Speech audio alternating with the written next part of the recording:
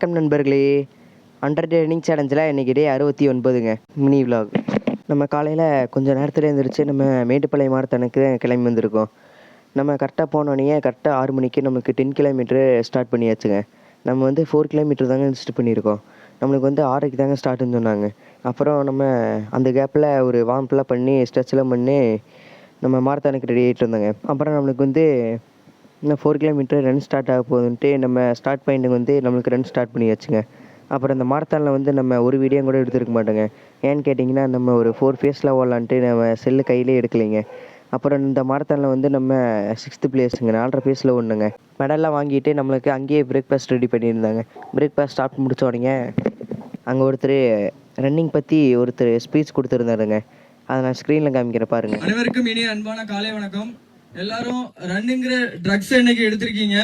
கண்டிப்பா ரன் வந்து ஒரு ட்ரக்ஸ் தான். நீங்க ட்ரக்ஸை உண்மையிலே விட்டுக்கிட்டு இதுல வந்து அடிக்ட் ஆகி பாருங்க, உங்களுக்கு தெரியும். உங்களோட சேர்ந்து உங்களுடைய உடல் ஆரோக்கியமும் வளரும். ஃபர்ஸ்ட் நான் என்னை பத்தி இன்ட்ரோடியூஸ் பண்ணிக்கிறேன். என்னுடைய பேர் வெங்கடேஷ் ஃப்ரம் கன்னியாகுமரி. நான் இந்த ரன்னுக்கோசரம் அங்கேருந்து இவ்வளோ தூரம் ட்ராவல் பண்ணி வந்திருக்கிறேன். என்னுடைய பிஆரா இங்கே வந்து நான் பண்ணியிருக்கிறேன் 51 10 கிலோமீட்டரை. கனவு அப்படின்னா என்னை ஈண்டெடுத்த தாய்க்கு ஒரு இன்டர்நேஷனல் மெடல் வந்து பண்ணி கொடுக்கணும் அப்படிங்கிறது தான் என்னுடைய ஆசை.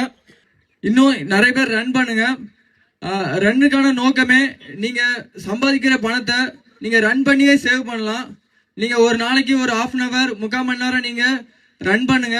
உங்களுடைய ஹாஸ்பிட்டல் பில்ஸ் வந்து எவ்வளவு கம்மி பண்ணும் அப்படின்னு நீங்க 1 yearல நீங்க கால்குலேட் பண்ணாலே உங்களுக்கு அது வந்து தெரியும். அதனால நீங்க ரன் பண்ணுங்க.